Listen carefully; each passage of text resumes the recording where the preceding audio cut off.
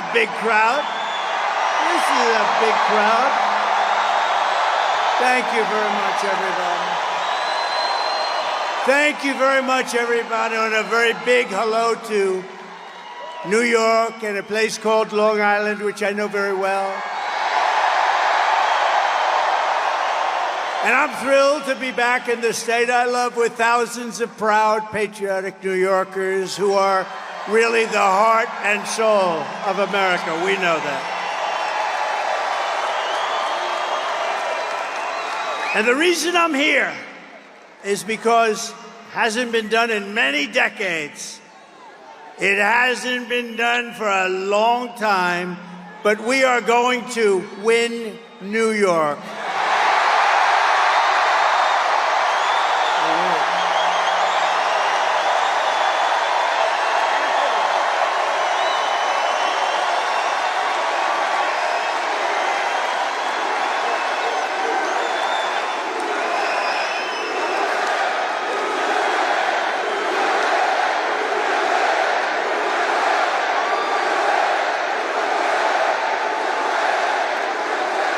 And that's the first time in many, many years that a Republican can honestly say it, and we're going to do it. We have to do it. We do it, and the election nationwide is over. We take over the White House, and we fix up our country, okay?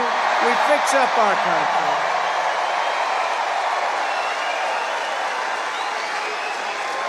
So as you know, 3 days ago, there was yet another assassination attempt on my life. I didn't know I was going to say that.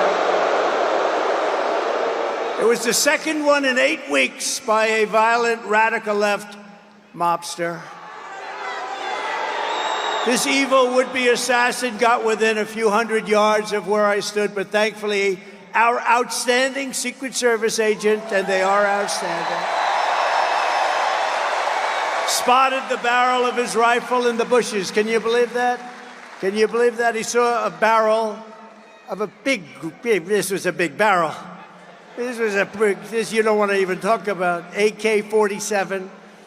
But he saw the barrel coming out a little bit out of the very lush bushes, and he took fast action to stop the gunman before I even entered the line of sight. And I want to express my thanks to the U.S. Secret Service, who was there that day, and to all of the sheriffs and law enforcement down in Florida, the heroes who helped to apprehend the attacker. And by the way, you possibly heard the story. So the secret agent, service agent, pulled out the gun and started shooting. He said, a barrel. He didn't talk like a lot of people. They talk. How are you, sir? What would you like to talk about? Would you like to talk about the weather? No, he pulled out the gun and he started shooting at him. And the villain... No, but think of this. This could only happen with a woman because men aren't smart enough, I hate to tell you fellas. So he dropped his gun, his car was a block away, and he started running because they had him. And he was running, and a woman driving a car innocently said, he looks like a bad person to me. He looks very suspicious. And she followed him and pulled up to the back of the car and started taking pictures of his license plate. Can you believe that? And she took the pictures of his license plate, perfect, beautiful pictures like a professional photographer, and sent them to the sheriff and said, I just looked at a man, there was something strange going on. Who the hell would do that, right? Only a woman, only a woman. Right. Now, I asked the sheriff today, I said, so, Sheriff, if you had 1,000 events, how many people would have done that? Man or woman, how many people would have done that? Followed him, taken pictures of the license plate and also the type of truck that he was driving? He said, maybe none. So she's a hero. I got to meet her. And because of that, they were then able to catch him in a very speedy drive down the various highways in Florida, but they got them, and they got them fast. But I think it's incredible. So the agent and that wonderful woman, and with all of my heart, I thank you all for your incredible valor. What you've done is incredible. What the people of our country and law enforcement does in this country is incredible. Tonight, let me also deliver a message straight to Kamala Harris. Have you heard of her?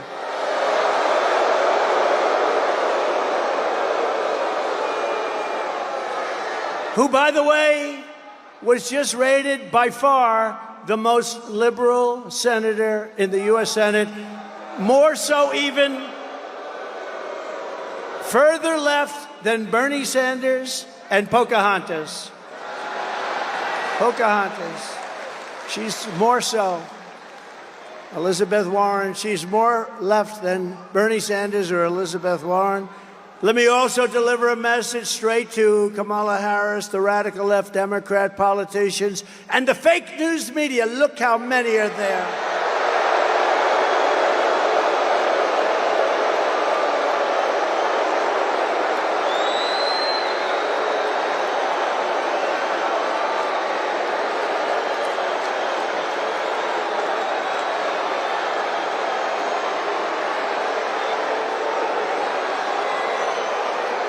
We've got to get our media back in this country. We've got to get them back.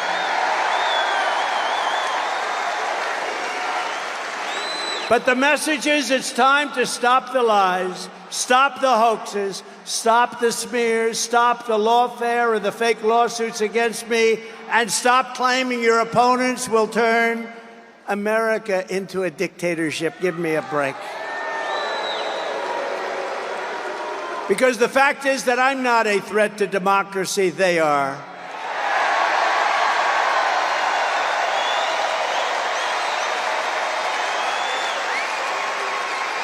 They're doing things in politics that have never been done before in the history of our country. And worst of all, with their open borders and bad elections, they have made us into a third world nation, something which nobody thought was even possible. Americans deserve a campaign based on the issues. We try and keep it on the issues. And God has now spared my life. It must have been God. Thank you.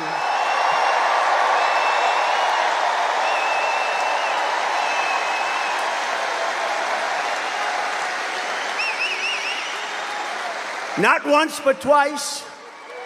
And there are those that say he did it because Trump is going to turn this state around. He's going to turn this country around. He's going to make America great again. And maybe. And we're going to bring back religion into our country. Bring it back.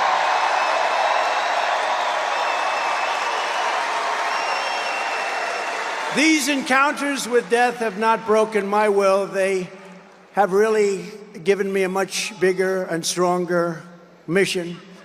They've only hardened my resolve to use my time on earth to make America great again for all Americans, to put America first.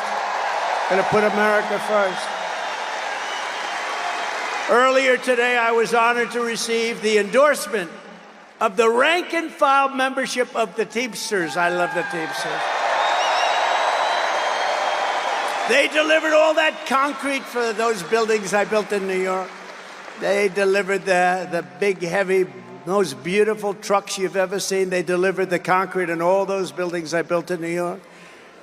But, you know, this hasn't happened in so many decades. We won the overwhelming majority of the local chapters and the members, and as a result, the national organization has refused to endorse the Democrat candidate for the first time in many, many decades.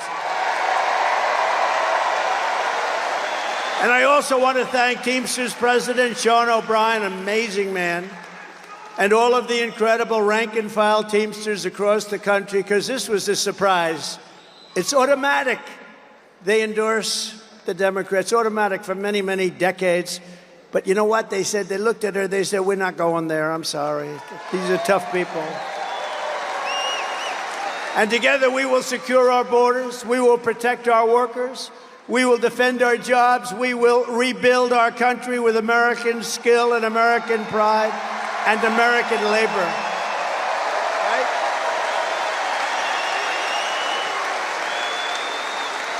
And just as a little side note, we should give them a round, especially because of what they and how they voted today. If they voted the other way, I wouldn't give them a round. But the Teamsters built out this beautiful stadium for tonight's event. Thank you, Teamsters. Thank you. They did a great job. To every hardworking American, whether you live in a red state, a swing state, or a state with a failed Democrat rule, this year we need to elect all Republicans up and down the ballot. We have to clean out and straighten out our country. With your vote, we are going to rescue our country. We are going to rescue our Democrat-run states. We are going to start by saving the great state of New York. Is that good?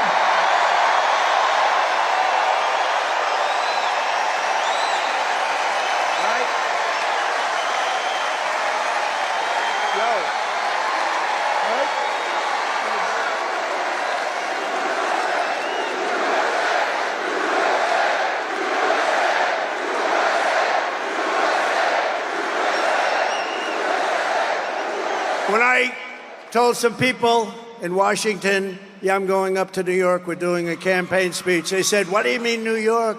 You can't ever, nobody can win, Republicans can't win. I said, I can win New York and we can win New York. We're going to win New York. And if you vote for me, I'm going to reduce your taxes, reduce your crime, and reduce your levels of stress, because you have a lot of stress. The only thing that I will increase are your incomes, and your love for your state will come roaring back again.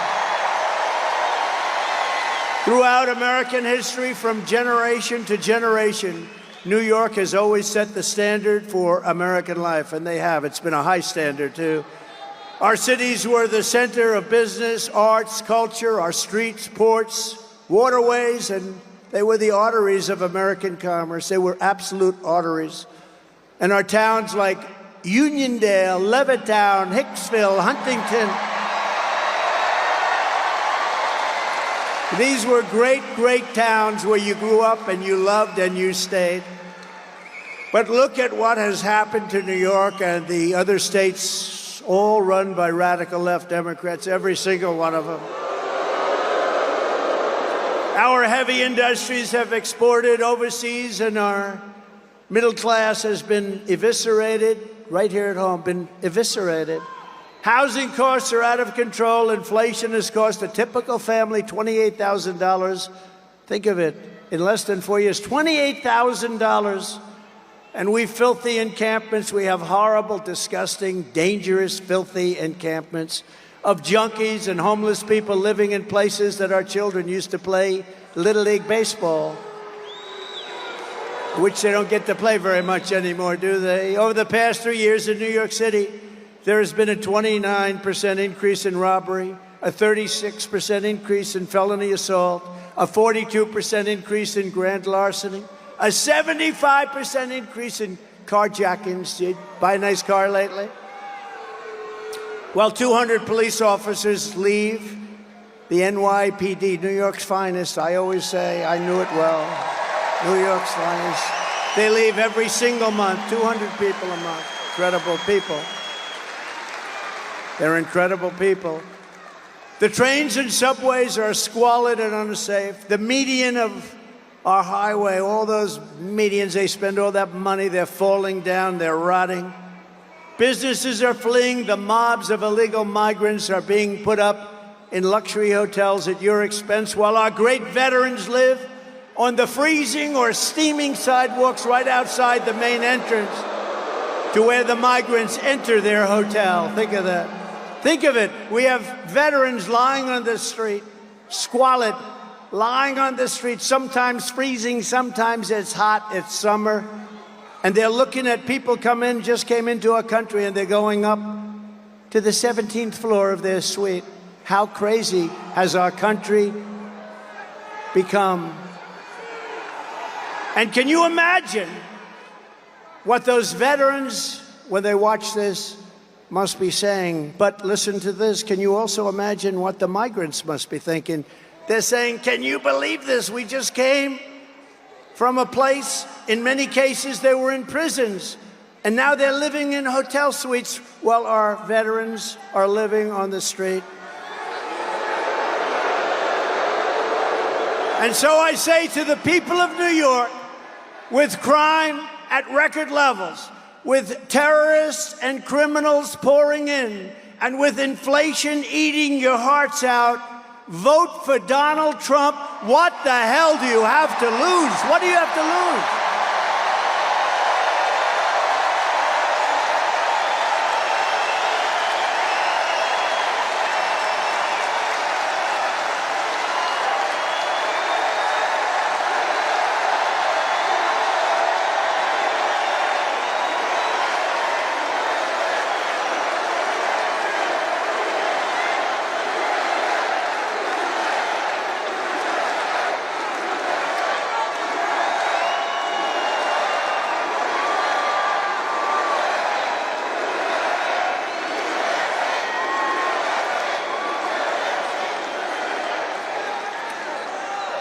What do you have to lose? Think of it.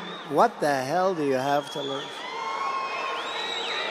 You know, some of you will remember that was a phrase that I used for our black population years ago in 2016.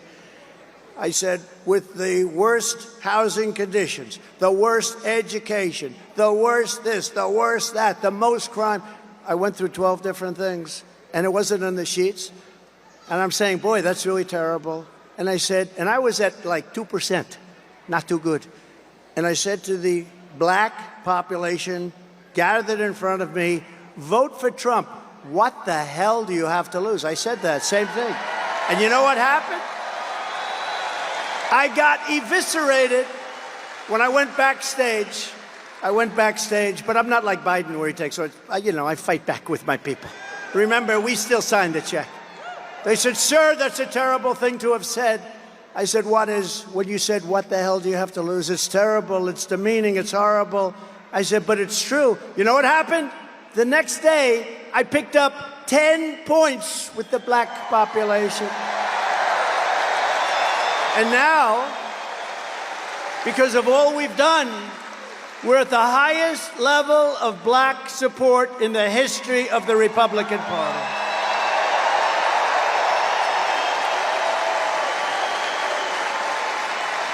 And by the way, the Hispanic support, do we have any Hispanics?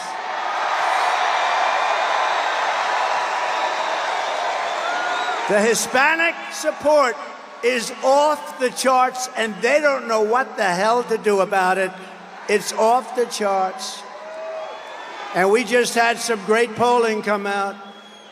I think the most accurate poll over the last 8 or 9 years was Rasmussen. They just came out with a poll that we're 5 up. We're 5 up. 5 up. We should be 35 up, to be honest with you. But, some people can't break an old habit. That's really what it is. So I say to you, vote for Trump, and I will turn it around very quickly with 4 more years of Kamala Harris. New York State will be like a third world nation if it isn't already. It is. I think it is. With Trump, the Empire State will once again be the envy of the entire world. We will have no crime, only success. And unlike your current radical Democrat regime, I'm not driven by partisan ideology. I'm driven by results, and I'm driven by New York common sense. It's common sense, right? Right? Common sense. I like to say the party, this is a great party. I like to say the party is really, we're conservative and all that, right? Who knows? You know what we are? We're really people with common sense. We need walls. We need good elections. We want low taxes. We want great police officers that are well taken care of. We don't want to defund the police. We're the party of common sense more than anything else, and it's picked up a lot of steam. It's true. My first week back in the Oval Office, I will clean up and call up your governor and mayors all across your state, and I will tell them it's time to work together. They're largely Democrats. It's time to work together for the good of the people. Going to do it. And despite all of the persecution I've endured from the corrupt judicial system in New York, it's a corrupt system. I love the people of this state, and I want to give back. I want to give back to you. I've had a great life. I want to give back to you. We're going to give it back to you. We're going to make this city and we're going to make this state incredible again. Together, we will rebuild our roads, bridges, highways, and airports. They're falling apart. They're falling down. We will renovate New York subway. Oh, that's beautiful. I used to go to school in the subway. Can you believe it? I mean, I like to say it's not so long ago, but it probably is. What do you think, Bruce? I guess it is. But my parents would drop me off at a subway, and I'd go to Union Turnpike, or I'd go to wherever They had no fear that I was going to be disappearing. They would take me to a subway, put me on and say, bye, darling, bye. If you do that today, you have about a 75% chance that you'll never see your child again. What the hell has happened here? What has happened?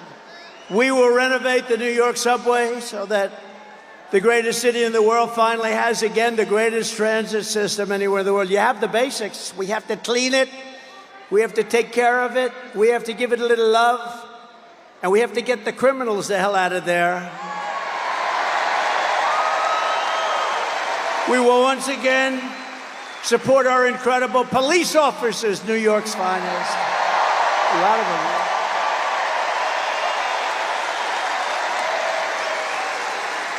You know, I've got the support. To me, this is so important. I think to you, it's every single police group in the nation is supporting me. The other day, the Fraternal Order, it's the largest. They gave us 400,000 police, and they gave us a unanimous endorsement. We have it from everybody. We have it from everybody. We will work with the mayors and the governor to rebuild your defunded and depleted police forces, including New York's finest and NYPD. Look, I know so much about it. I love New York's finest. I used to be in Brooklyn. I had an office with my father in Brooklyn.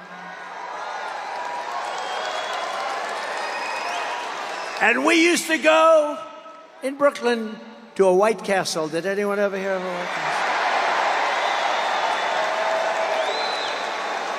And my father would say, no, that's the best place. Only 12 cents a hamburger. Remember? 12 cents. Bruce, we had Bruce. How good is Bruce? Bruce Blakeman, one of the greats. He won in an upset. You know, this is a Republican. He ran a couple of times. You couldn't beat this hoax of Democrats. He ended up winning. He's done such a good job. He's now unbeatable. They don't even run anybody against him. Great. Great. Really great. We got a lot of them. Joe Cairo's here. Joe, are we going to win, Joe? What do you think? Joe Cairo. Don't mess with Joe, right, Joe? We love you, man. Your family's great, too. But I will stop the Kamala crime wave, and we will do everything we can. We're going to get these violent criminals behind bars. We're going to get them out of our country. We're going to take them back to the country from which they came. A few months ago, I visited with the grieving family of a New York City police officer, Jonathan Diller. You know Jonathan Diller? I was hoping his family could be with us. He was just 31 years old, gunned down during a traffic stop by a vicious thug, leaving behind his incredible wife, Stephanie, and family, their one-year-old son. What a son. And are you here? Are they here? They could be here. Is Stephanie here? Because, you know, it was a bond, and she was so great, and I think she's here. It's hard when you have 19,000 people.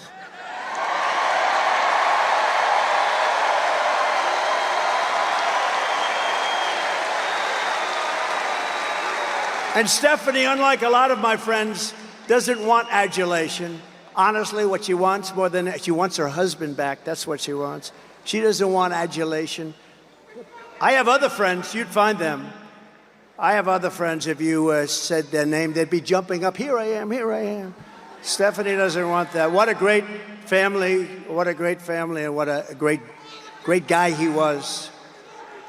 The criminal charge was savagely murdering Officer Diller, was previously arrested by the NYPD 21 times, right?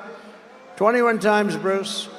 And the accomplice driving the car had been arrested 14 times, but he was actually much worse. He was more vicious. 14 times, but he was actually far more vicious. This is the kind of story we hear every single day under radical Democrat policies like cashless bail, cashless bail. You kill somebody and you're out on the streets in 2 hours. Cashless bail has been a disaster for our country. Kamala Harris wanted it no matter where she went. She boasted about being the leader of the movement of cashless bail, just like she led the effort to defund the police. You know, she was the leader of the effort to defund the police, and now she's running for president. But a little while ago, like everything else, no fracking, no this, no, she changed her mind. Now she says she likes the police. She can't say love, but she says like. She's made a lot of progress, but you know the first thing that would happen is she will go to defunding the police, if that's even possible to think about.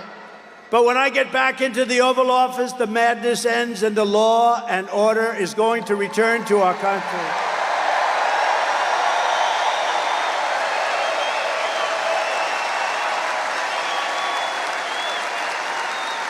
A fully reformed Federal Department of Justice will deliver massive public safety funding for New York and other Democrat-run cities that are under siege. But in exchange, they will give our police back their protection and their respect. We are going to take care of our police, and we're going to respect our police. Everyone here does. I tell the officers all the time, you have no idea how the people love you, but sometimes they don't feel it because of what the Democrats do to them. They will end deadly sanctuary city policies, they will terminate cashless bail, and they will return to proven policing methods like we had under Mayor Rudy Giuliani that made New York City the safest big city in America.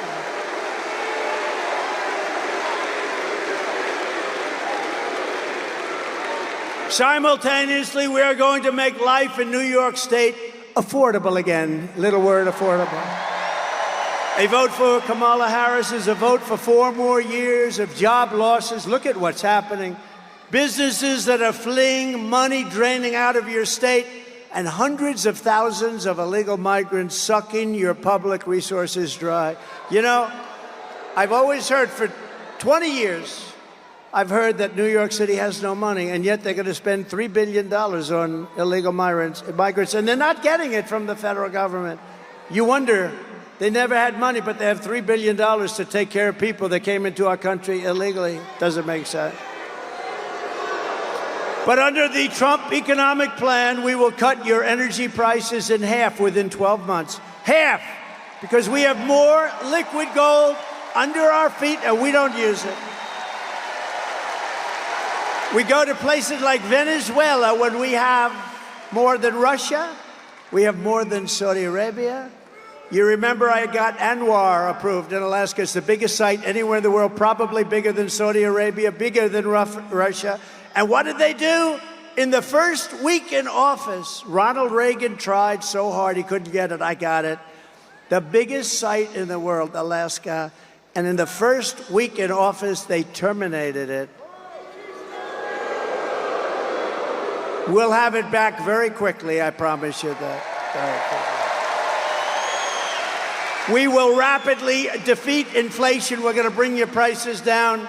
All they're doing is they've cut it, but you're up 55 or 60%. People that used to live a nice life 4 years ago, they can't afford an apple. A woman, they showed a picture of a woman the other day. I said, boy, that's sad. That should never happen to her. She went to the counter, the cashier. She had 3 apples. And when she was standing with the cashier, she realized she didn't have enough money for one of the apples, and she took the apple, brought it back, and she bought 2 apples. That shouldn't be happening in our country. That shouldn't be happening in our country. We will cut interest rates, cut insurance costs, and insurance is horrible. And massively, we will cut your taxes again. I gave you the largest tax cut in the history of our country. And we have some to go. Kamala Harris, as you look at her plan, will give you, very simply, the largest tax hike in American history. She's going to lift your taxes. This is the only person I've ever seen, and Biden too.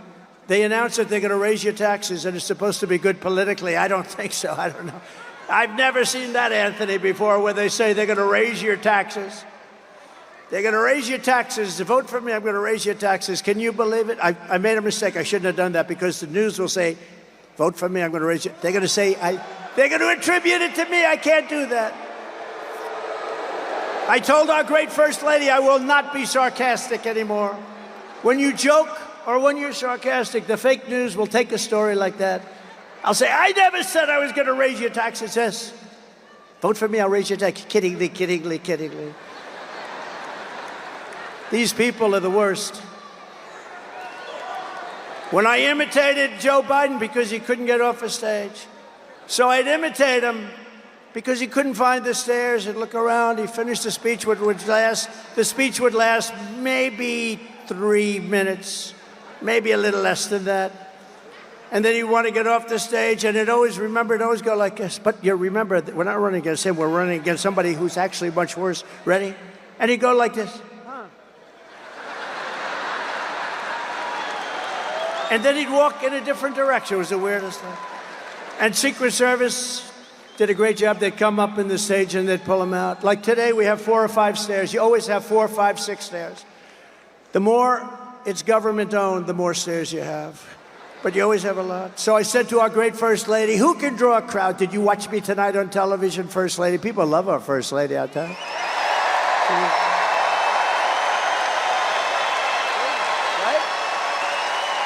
Go out and get her book. She just wrote a book. I hope she said good things about it. I don't know. I didn't. So busy. She just wrote a book called Melania. Go out and buy it. It's great. And if she says bad things about me, I'll call you all up and I'll say, don't buy it. Get rid of it. No, but she said to me, I said, baby, did you see the crowd? We had 18,000 people. We could have filled it up 3 or 4 times. Bruce Blakeman said to me, if we went to a stadium or a park, we would have had 100,000 people or more. So I'd call up my wife and I'd say, baby, who could draw crowds? Nobody can draw crowds like me. Nobody, not even close. I'm the greatest of all time, maybe greater even than Elvis, because Elvis had a guitar. I don't have a guitar. Elvis had a guitar. I don't have the privilege of a guitar. But I'd say, baby, who could do it like me? Nobody can do it like me. How great am I? And she'd say, and she'd say, I'd say, how great was the speech? Not how good, how great was it? And she'd say, it was good, but your hair looked terrible tonight. Or the worst ever. So I said, how good was it, First Lady? And she said, it was good, but you couldn't find your way off the stage. I was imitating Biden, and they said I did it. I couldn't find my way off the stage. No, so you can't be sarcastic. Sarcasm with the media doesn't work, okay? It doesn't. So I've given up about 90% of it. I got all my friends here. Anthony, stand up. Anthony Lomangino, one of the greats of all time. He said, I have a big business problem. What? I have too much cash. I don't know what to do with it. I said, I've heard of worse problems than that, Anthony, right? He's doing good. He's a great man, great businessman, and a great person. Kamala wants income tax hikes, small business tax hikes, capital gains tax hike. How about the capital gains? She wants a tax, unrealized capital gain. That means she wants to give you a capital gain Even if you have stock, she wants to give you a capital gain even if you didn't sell it. You know, I know a lot of people, they're very rich, but they don't have cash. They're rich, but they don't have cash. A lot of them. You know, it's like that. Farmers are like that. They have great land, great everything. They make income, but they don't have cash. And you know what I did for farmers and small business and the tax hike? And nobody talks about this. I got rid of the estate tax, so that, or the death tax, as they would call it, so that when you die and you pass it on to your children who you love, if you don't love your children, then it's not going to do you any good. And there are those. Does anybody in this incredible arena, they did a nice job, by the way, fixing it. I remember the old one. Does anybody in this incredible arena not love their children?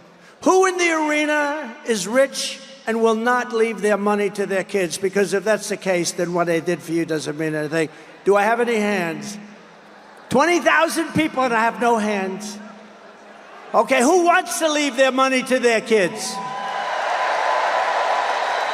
That's good. Well, you know, in the old days, you'd leave the money to the kids, and what would happen? The kids would have to go out and borrow money. They'd lose everything. They had to borrow money from a bank at a high rate of interest. Now they don't have to do that anymore. Now you can leave your farm, you can leave your small business to your kids, but Kamala wants to end that. She wants to end it. She wants to raise your tax to a level that nobody's ever heard of before, and it's crazy. We will go in to a I thought this was a wise guy coming up. This guy, I thought, I'm getting ready. I'm going like this. You know, I got a little bit of a yip problem here, right? That was amazing. I was all ready to start duking it out. I felt like my man in the front row here. Stand up, will you please? This is the toughest man. You know him? Do you all know? I'm going to introduce you later so you can sit. He's the toughest guy. If somebody walked on the stage, he wouldn't be afraid. He would already be attacking the poor guy. Yeah, that was interesting, wasn't it? It's the first time that's ever happened, I think. Is he new to the game? I think so. By contrast, I will cut taxes for families, small businesses, and workers, including restoring the SALT deduction, saving thousands of dollars for residents of New York, Pennsylvania, New Jersey, and other high-cost states. Going to restore SALT.